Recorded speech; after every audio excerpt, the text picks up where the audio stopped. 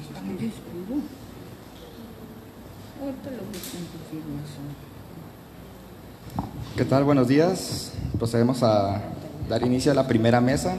Vamos a dar la bienvenida al evento, agradeciendo evidentemente a los conferencistas, a quienes asistieron y agradeciendo también a las autoridades presentes, que recordemos que este evento se hace por encomienda de César Iván Sandoval Gámez, el presidente municipal, que una de las encomiendas es atacar a la cultura, a la educación, justamente para propiciar espacios de desarrollo académico, y este es fruto de estas propuestas. También presente la titular de la Dirección Municipal de Cultura, Heidi Astrid Sarabia Arce, que procederá a dar unas breves palabras para dar la bienvenida al evento. Un aplauso, por favor.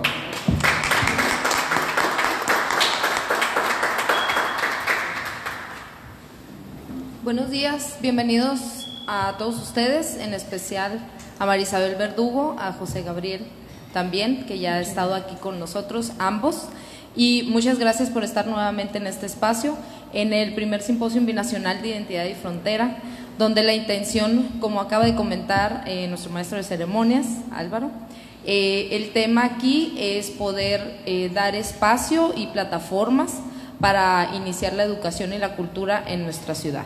Es una de las encomiendas de nuestro alcalde César Iván Sandoval Gámez, y pues vamos a dar el inicio a esta primer mesa.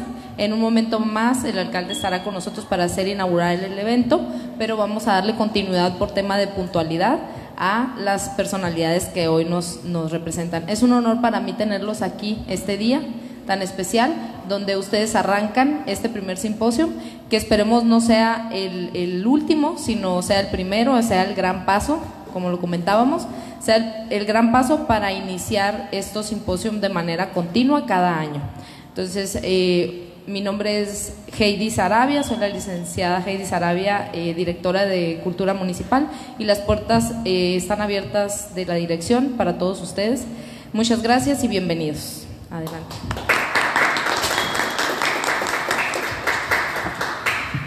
También, antes de comenzar con la interesantísima conferencia que nos traen, vamos a dar agradecimientos a los invitados especiales, que es a la periodista cultural Gloria Negrete,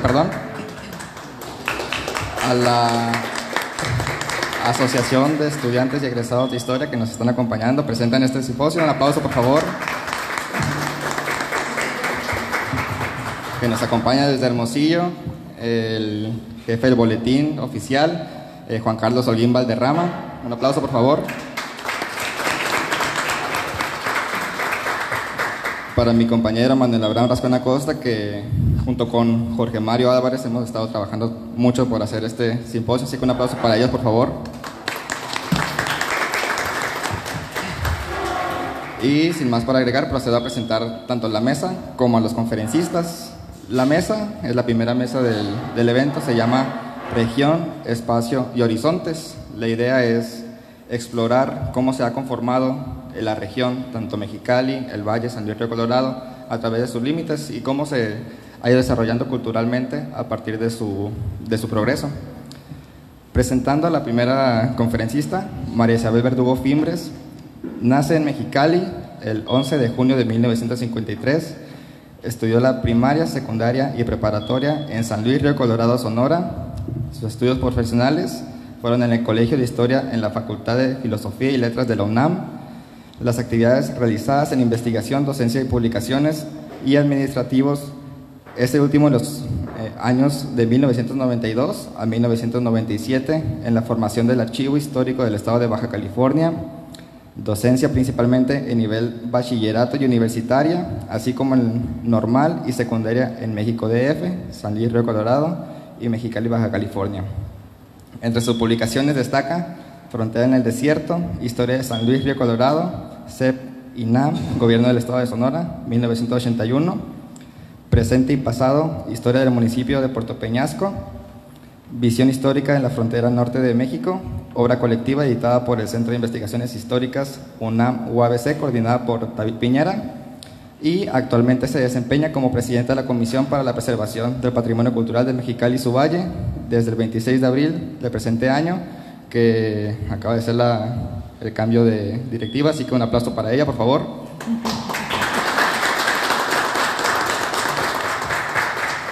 También procedo a presentar al segundo conferencista, José Gabriel Rivera Delgado. Él es licenciado en Historia por la hoy Facultad de Humanidades y Ciencias Sociales por la Universidad Autónoma de Baja California, 1991-1995. Es un historiador con amplia presencia en la opinión pública y reconocimiento en la comunidad académica, educativa y cultural en Baja California, al ser un permanente expositor de una diversidad de temas históricos acerca de nuestra entidad como personajes, familias, colonias, calles, edificios y patrimonio cultural, entre otros, a través de los múltiples formatos de conferencias, exposiciones visuales, mesas redondas, congresos, simposios, coloquios, talleres, círculos de lectura y medios impresos. Fue coordinador fundador del Archivo Histórico Municipal de Tijuana, IMAC, del 2001 al 2016, un proyecto de alta trascendencia para la comunidad tijuanense, pues ahí alberga la memoria documental de esta ciudad fronteriza. Así que un fuerte aplauso para ambos, por favor.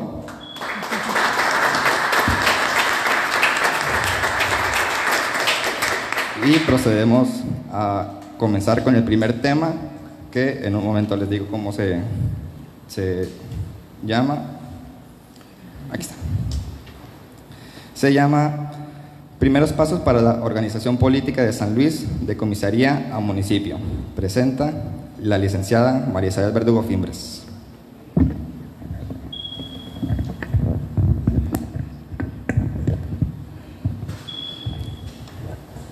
Pues buenas tardes, estimable concurrencia, amigos, autoridades que nos acompañan. Es un honor estar hoy con ustedes en este magno evento que con mucho gusto participo. El tema que presento hoy tal vez no sea muy recurrente, pero la idea es dar a conocer algunas disposiciones o normas sobre los inicios de su organización política como comisaría de policía, hasta convertirse en municipalidad dentro del contexto revolucionario que se vivía en el país. Hay aspectos dentro de una historia local que no se han estudiado por diversas razones, sea por falta de interés o por carecer de la información histórica que ayude a responder algunas preguntas sobre el desarrollo de X localidad, en este caso sobre San Luis. San Luis tiene mucha historia, aunque sea una población nueva, con casi 108 años de fundación, y en este espacio definido por tres ejes principales: la frontera junto al monumento 204, el desierto y el río Colorado, y bajo circunstancias que oscilan entre los siglos XIX y XX, esta localidad inició su desarrollo, cuya realidad social ha cambiado a partir de 1917 hasta tiempos presentes. En este largo proceso identifico dos periodos muy importantes: el antiguo, que corresponde al siglo XIX, desde 1874 específicamente hasta 1917, que son 43 años, y el otro, el contemporáneo, que es a partir de 1917 a la fecha. Cada uno de estos periodos presentan sus peculiaridades, y si seguimos la línea del tiempo desde la primera fecha citada, se observan hitos o coyunturas que muestran una ruptura o viraje seguido en el proceso histórico de esta localidad, apreciándose más nítidamente en algunos aspectos. Importa mencionar rápidamente que en esta zona hubo grandes proyectos de colonización que se logró con el establecimiento de Colonia Lerdo y de su cabecera, Ciudad Lerdo, en el año 1874, dentro del territorio sonorense. Lo menciono porque tiene que ver con el tema en cuestión y por el nombramiento de sus autoridades en los años de 1891, 1905 y 1907. Mi interés por este tema es resultado de algunas investigaciones que he realizado sobre San Luis, y hoy quiero compartir con ustedes algunos datos, enfatizando que no es algo concluido, pero que podemos entender el porqué de la existencia de estos funcionarios y sus nombramientos antes de 1917 y luego a partir de 1923. Para el estudio de este segmento de la historia de San Luis, me he basado en información documental y bibliográfica y del Boletín Oficial del Estado de Sonora, muy específicamente referente a las disposiciones o normas existentes desde el siglo XIX hasta las reformas a la Constitución local previa a la municipalización de San Luis. Tenemos pues que desde el siglo XIX esta extensión del noroeste de Sonora estuvo bajo la circunscripción municipal de Caborca y de Altar en algunas ocasiones, en virtud de modificaciones a las leyes locales referente a límites entre unos municipios y otros y durante el Porfiriato, así como el nombramiento de autoridades. El punto más lejano en esta zona era Ciudad Lerdo, San Luis no existía. En Ciudad Lerdo hubo comisarios de policía, pero la Constitución local de 1861 de tendencia liberal y reformada en 1874 ya bajo el Porfiriato, disponía que se nombrarían estas autoridades en sitio que no tuvieran más de 500 habitantes. Su elección era popular y durarían 1 año en su encargo. El nombramiento recaía en la persona encargada de una hacienda, rancho u otro tipo de asentamiento, responsable o encargado del sitio. Al reformarse este código en 1874, los comisarios serían nombrados ya por el prefecto político, autorizado por el gobernador, sin sueldo, no podían reelegirse y comenzaría cada 16 de septiembre, fecha que no se olvida aquí con la toma de protestas de las autoridades entrantes. Tal vez esto explique la fecha de fundación de Colonia Lerdo, pero 2 años después. Es decir, Colonia Lerdo, en las márgenes del río Colorado, por allá se estableció, se dio como fecha de fundación el 16 de septiembre, pero de 1874. En este sitio tenemos identificados Antonio Preciado y Lino Álvarez y otro más. El que le sigue en fecha, y es de considerarse que bajo estas condiciones era R.T. Granados, comisario de Río Colorado en 1916. El documento se me afigura que es abril, pero no dice, pero supongo porque como que hay una A por ahí y abreviado, ¿no?, entre las fechas. Entonces, pues de esta manera, pues en las investigaciones que yo realizaba me daba cuenta por qué hay comisarios de policía tan lejos, si dependía de Caborca. Entonces aquí nos está dando un poco de respuesta, o sea, la normatividad que existía. La dictadura de Porfirio Díaz, que anuló la libertad municipal, prohibió que el movimiento armado de 1910 y antes de él se pidiera la supresión de estas autoridades que fueron intermediarios entre los gobernadores y los ayuntamientos. El Partido Liberal en 1906 propuso algunas reformas constitucionales y la reorganización del municipio libre, así como el fortalecimiento del poder municipal. Francisco I. Madero, en el preámbulo de su plan de San Luis Potosí, aludió a la libertad municipal. Y el 25 de marzo de 1914, Pascual Orozco, en su plan de la empacadora, planteó la supresión de los jefes políticos cuyas funciones serían desempeñadas por los presidentes municipales. A partir de ahí, ya con la ideología ya más liberal de Venustiano Carranza, el 25 de diciembre decretó la supresión a nivel nacional de las prefecturas políticas y subprefecturas, pues la libertad municipal era un anhelo en todo el país desde tiempo atrás.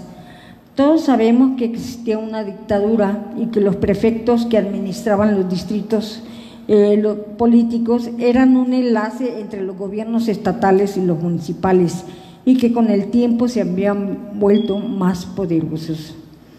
En esa época, 1914, el general Benjamín Gil fue nombrado gobernador interino de Sonora en sustitución de José María Maytorena, que era villista. Gil suprimió las subprefecturas y subprefecturas del estado por decreto de 21 de noviembre de 1914, antes de que Carranza lo hiciera oficialmente a nivel nacional. Sí, porque consideraba que que los presidentes municipales y comisarios son los que debían de ejercer las funciones que claramente señalaba la Ley Orgánica del Estado y la Constitución Política del mismo. En este caso, pues era la de 1857, ¿no?, a nivel nacional. Asimismo, el 4 de agosto, siguiendo un orden cronológico de 1915, Plutarco Elías Calles ratificó lo anterior. El 31 de ese mes expidió un decreto sobre esta materia. Al siguiente año, 1916, Adolfo de la Huerta, gobernador interino en sustitución de Calles. Hay que recordar que Plutarco Elías Calles constantemente era movido porque, como era militar, entonces pues lo mandaban como jefe de operaciones en algunas zonas muy importantes, ¿no? Es el periodo preconstitucionalista.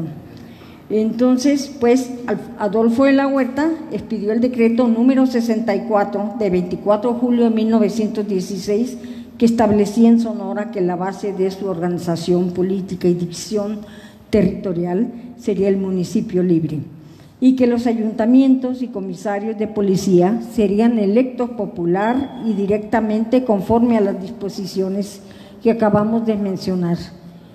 Y un mes después de que Carranza convocara a elecciones municipales en todo el país. Esto quiero obviar porque en junio de 1916 Carranza a nivel nacional, y lo tengo bien estudiado por la cuestión de Mexicali, dice que va a haber elecciones pronto para que empiecen a ejercer los nuevos funcionarios a partir de septiembre.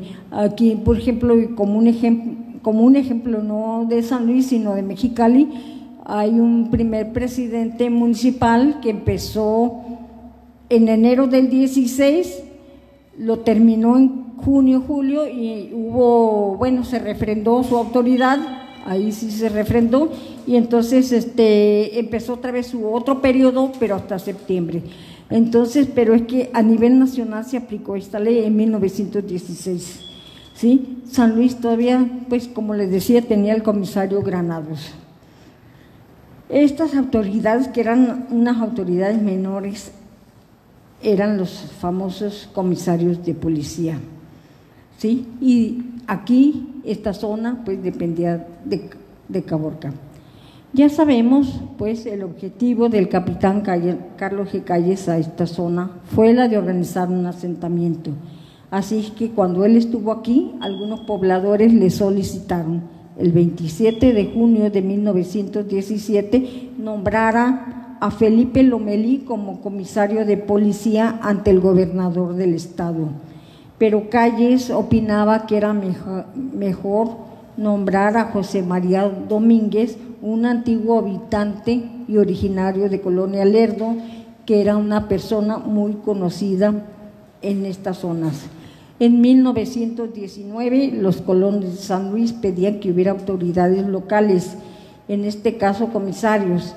Adolfo M. Wilhelmi señalaba en su libro Teatro, Revolución y Periodismo que el militar había nombrado un comisario de policía en el año 1919, pero no menciona el nombre. Me imagino o pienso por lo que he leído que fue el mayor José E. Araiza. No tengo el dato preciso, todavía es una hipótesis a comprobar. Al entrar en vigor la Constitución Federal de 5 de febrero de 1917, las entidades del país modificaron o reformaron sus constituciones locales. Sonora, constitucionalista al 100%, no fue la excepción, y el 17 de septiembre de 1917 en Magdalena fue promulgada la nueva Constitución Política, donde se da importancia a los municipios, ayuntamientos y sus comisarios dentro ya de otro contexto jurídico, político del país, ¿sí? Así pues, estos comisarios de policía sanluisinos, entre 1920 a la llegada del capitán Carlos Calles a 1923, fueron nombrados de la forma que acabamos de mencionar. y en noviembre de 1923, en sesión de Cabildo, después se acordó reclamar al gobierno del Estado para ejercer el derecho sobre la comisaría de San Luis, de nombrar esas autoridades, pues estaba en su jurisdicción, y se puso en vigor la reforma de 11 de diciembre de 1923 sobre ayuntamientos y comisarías. Pues de esta manera, de 1923 en adelante, siguieron, hubo también comisarios para los ejidos, y posteriormente pues fue como un ensayo, ¿no? Porque después las crisis políticas, toda la situación de San Luis, entre los 20 y los 30 fue una situación caótica de San Luis. Venían muchos jornaleros, había petición de tierra, se luchaba por el agua. En la época de los 30 también, pues que tenemos en Sonora, había muchos cambios políticos administrativos, y pues se luchaba en este momento, en la época de los 30, porque San Luis pugnara, arreglara sus asuntos de tierra, de problemas con Sonora, con Baja California. El problema, se estaba construyendo el canal Sánchez Mejorada. Había una situación bastante fuerte que hay que analizar cada uno, y pues que nos da pues podemos decir que es el momento, es el periodo formativo de San Luis. Hay apoyo porque también está Cárdenas tiene tantos problemas, que la expropiación petrolera, el asalto a las tierras en Mexicali, el reparto ejidal, todo eso, más el reconocimiento también, pues problemas de hacer un tratado de límites y agua con Estados Unidos. Claro que a él no le tocó, pero es importante los 30, porque también, no sé, Gabriela, aquí en su tema lo vaya a manejar, en los 30 pues se está pugnando por hacer el canal Sánchez Mejorada, y otras consideraciones, ¿no? Entonces eso es importante para la formación, porque pues ya la comisaría de policía se estaba desarrollando, había comercios, había la frontera, había una aduana, en fin, una serie, ¿no? De documentos. Entonces hay apoyo con unas reformas que se hicieron en los 30 para hacer más municipios, suprimir comisarías o anexarlas a otros municipios. San Luis entró en ese momento, en el 37, y bueno, un dato muy importante que se publica en el boletín oficial, que los causamientos de Andrade, Sandoval, Manuel Martínez del Río, pues pasen a pagar sus intereses, ¿no?, de lo que deben por la posesión de las tierras. Estamos en el 37, a pesar de que ya se habían finiquitado. Entonces, una serie de problemas que yo creo que más que nada son de origen político, económico, los que dieron lugar a la aparición de la municipalidad de San Luis. Y pues el tiempo se ha acabado, faltó mucho, es mucho de qué hablar, y pues muchísimas gracias por su atención.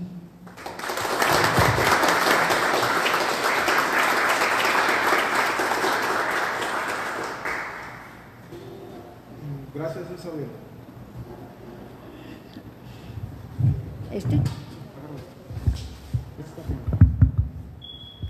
Ese está bien, yo creo que está bien, gracias. Bueno, muy buenas tardes. Pues muy interesante, Isabel, tu planteamiento, y bueno, yo creo que pues es un tema que se puede abordar y ampliar mucho más en otros momentos. Yo, antes de iniciar, quiero hacer un reconocimiento público pues al ayuntamiento de aquí de San Luis Río Colorado, el 30 ayuntamiento, por este esfuerzo de organizar esta actividad, especialmente, bueno, aquí a su directora de Cultura, Heidi Astrid Sarabia Arce, porque creo que este tipo de eventos son muy importantes para empezar a reflexionar sobre el pasado de esta de esta población, de esta ciudad. Entonces, mis felicitaciones a la directora por el apoyo que está dando para la organización de este evento y sobre todo a los historiadores Abraham y Álvaro, que han tenido esta inquietud, ¿verdad? Así que todo nuestro reconocimiento. En lo particular, yo voy a abordar un personaje que he venido investigando en los últimos años, pero nunca he hablado del tema aquí en San Luis y sobre todo la función que tuvo en 1940 y 41. Y bueno, este debe ser un tema que se debe compartir por la gente que participó tanto en Sonora como Baja California, que se llamó El ingeniero Julio Dávila y los límites de Baja California y Sonora. Quiero mencionar que, bueno, yo vengo de la ciudad de Mexicali, soy el responsable del Archivo Histórico del Estado y quiero destacar que en este año, 2025, este edificio, hermoso edificio que está en la calle Pedro Pérez y Ramírez, está cumpliendo 100 años de que se inauguró en 1925. Fue la primera biblioteca pública de Mexicali como edificio propio y bueno, en 2001 se habilitó como Archivo Histórico del Estado.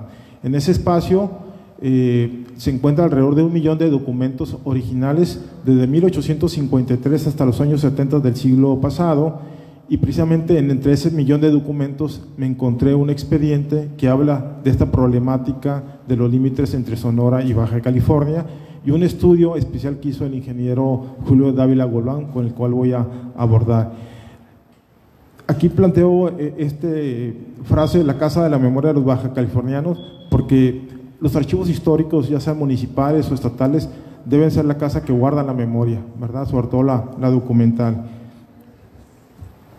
Bien, quiero mencionar que este fue un conflicto primero entre gobernadores, tanto el de Baja California, Rodolfo Sánchez Taboada, como el de Sonora, el general Anselmo Macías Valenzuela, y que, bueno, empezó en 1939 y terminó en 1944, cuando ya era gobernador de Baja California el general Juan Felipe Risco Islas y de Sonora el general Abelardo L. Rodríguez, ¿verdad? Entonces aquí están sus fotografías más para visualizar.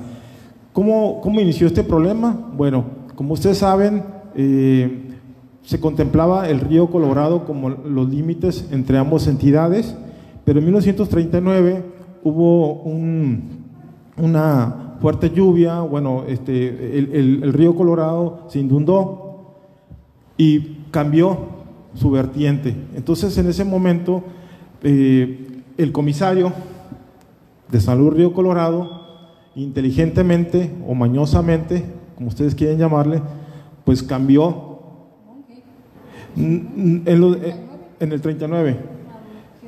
Jesús Monge. Bueno, en el documento no mencionan su nombre, pero el comisario cambia el letrero de la frontera, sin decirle a nadie, arbitrariamente.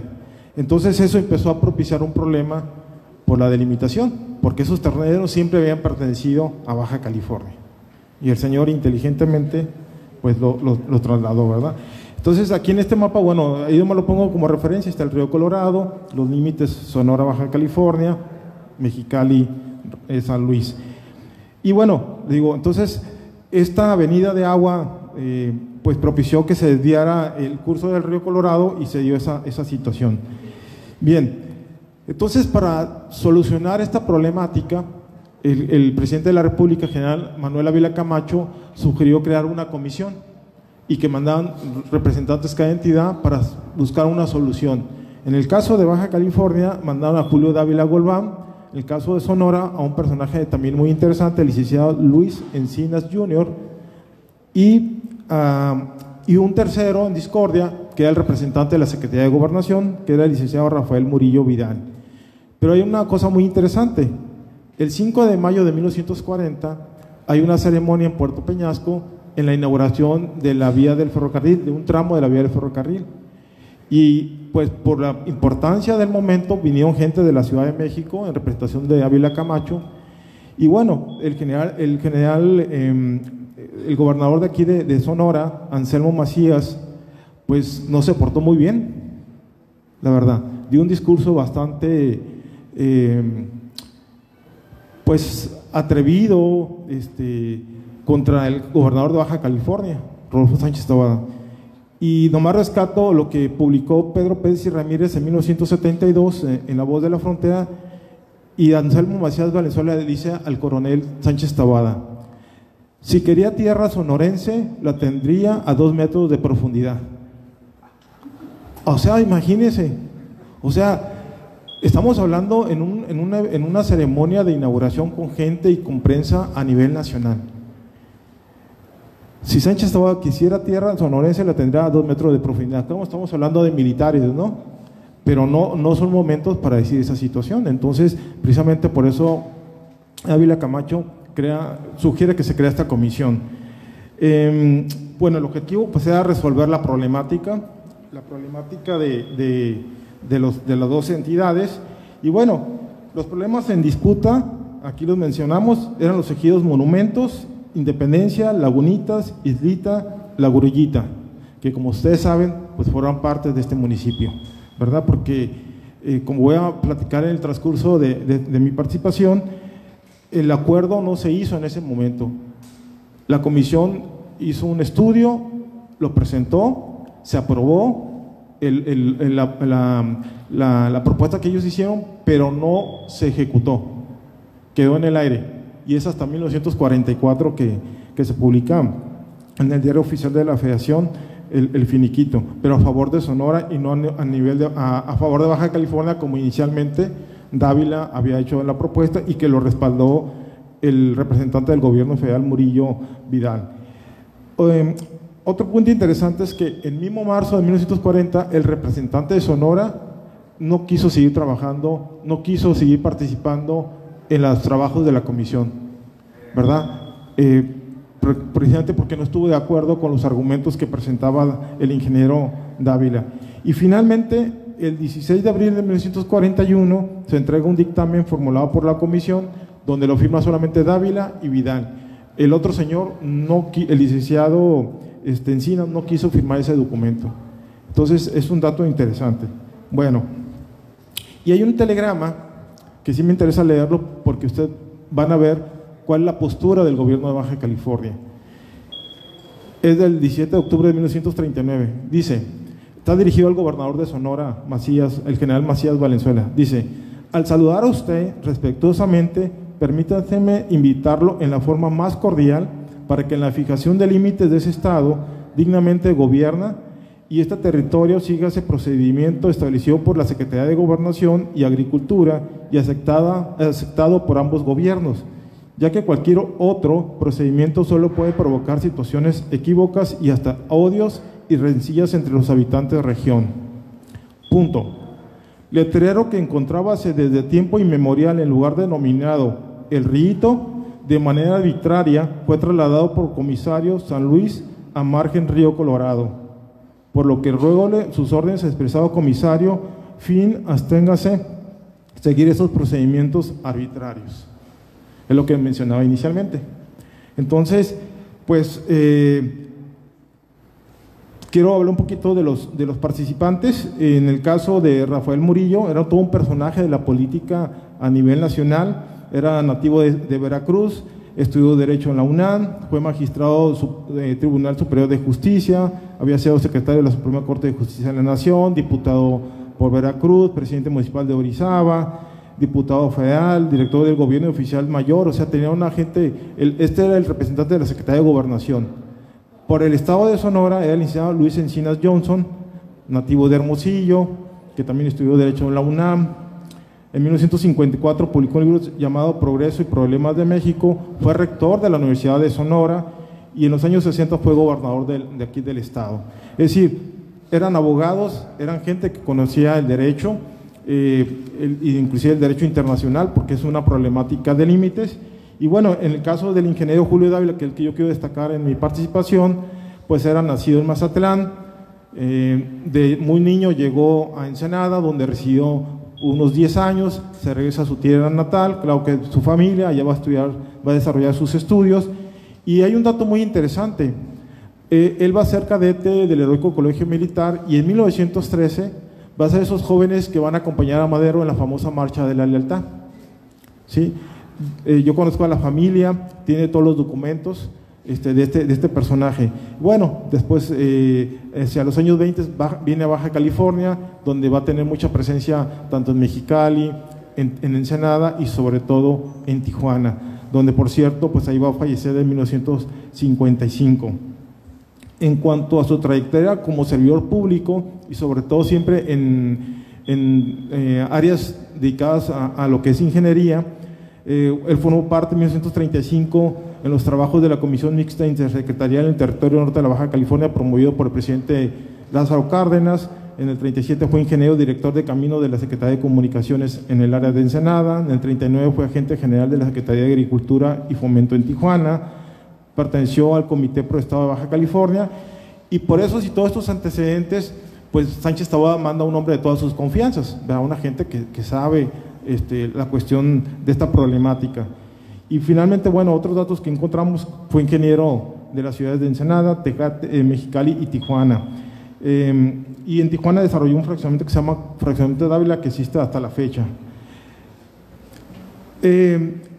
Aquí este es el estudio que hace Dávila, que son 35 cuartillas. Es muy interesante por toda la trayectoria que hace de la problemática, de un estudio histórico, jurídico sobre el caso, geográfico también. Y entonces aquí sinteticé además en una página cuáles son los argumentos del representante de Sonora en las primeras reuniones, porque después ya se ausentó y no quiso tener ninguna participación, cosa que se me hace muy pues no correcta, porque si te está mandando tu gobernador a que sea representante en una comisión problemática de límites, primero fueron en Baja California y después esas reuniones fueron en la Ciudad de México, ¿verdad? Los 4 argumentos principales del de Sonora, es decir, que los límites de los estados de Sonora y de Baja California era el cauce del río Colorado Hardy, así lo menciona, cuando son 2 ríos diferentes, ¿sí? Otro, que no, bueno, y de acuerdo a un decreto de 1830.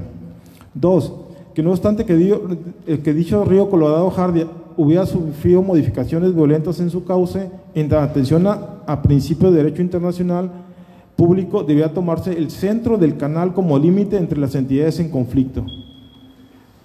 ¿Ustedes se imaginan eso? Que la mitad del río Colorado sea los límites entre Sonora y Baja California. Dije, ay, canijo, está raro, ¿no? Pero así está plasmado. El tercer punto, que el estado de Sonora había estado ejercitando soberanía en la zona sobre la cual el territorio norte de Baja California reclamaba derechos. Y punto 4, que consideraciones de carácter práctico, fíjense qué interesante, carácter práctico, demostraba la necesidad de que la zona que reclama el gobierno del territorio norte de Baja California quede dentro de la jurisdicción del estado de Sonora. Esos fueron sus argumentos. Y el estudio del ingeniero Julio Dávila, que siempre respaldó al representante del gobierno federal por sus argumentos, dice en respuesta a los anteriores puntos de Sonora: el primer fundamento del gobierno del estado de Sonora que se mencionó en considerando anterior es inconducente por las siguientes razones. El decreto del 13 de octubre de 1830 a que se hace mérito el gobierno indicado no señala como límites noroeste del estado de Sonora ni el río Colorado Hardy, ni ninguna línea definitiva ni accidente fisiográfico y particular. 2. El argumento del estado de Sonora, que quiso consistir en que había estado ejercitando soberanía en la zona sobre el cual el territorio norte de la Baja California reclama derechos, no puede estimarse procedente, tanto porque no justificó el haber ejercido esa soberanía como debía haberlo probado, como por lo que la ley del 27 la ley número 27 de fecha del 3 de diciembre de 1937, expedida por el Congreso de dicho estado, se desprende de lo contrario. Y finalmente, el más interesante para mí, y yo creo que para los residentes de San Luis, es el siguiente: el último argumento hecho valer por el estado de Sonora, o sea, las razones de carácter práctico, entre comillas, con que se pretende justificar la necesidad de que la zona multicitada siga considerándose de su jurisdicción, podemos extraerlo de la siguiente manera: privación al municipio de San Luis de reciente creación en el estado de los arbitrios que reciben por parte de los agricultores de la región, con lo que ocasionaría la desaparición de dicho municipio. B. Sonora necesita estas tierras para cultivarlas, en tanto que Baja California posee otras que pueden cultivar dentro de su límite peninsular. Y C. Es urgente el poblar convenientemente la zona referida en obvio de futuras dificultades. Y bueno, para terminar, Les presento aquí la portada de este estudio de Julio Dávila, que dice estudios sobre los antecedentes históricos, geográficos y legales relativos a los límites entre el estado de Sonora y el territorio norte de Baja California. Finalmente, bueno, señalo que aunque se hizo un estudio muy interesante, muy bien documentado de Julio Dávila, no procedió. Finalmente tuvo que llegar en otro momento el general Abelardo de los Rodríguez con otra visión, con otras decisiones, y bueno, para fortuna de San Luis, todo el terreno en disputa quedó a favor del municipio de San Luis Río Colorado, como lo tenemos hasta el día de hoy, y se finiquitó el 9 de diciembre de 1944. Muchas gracias.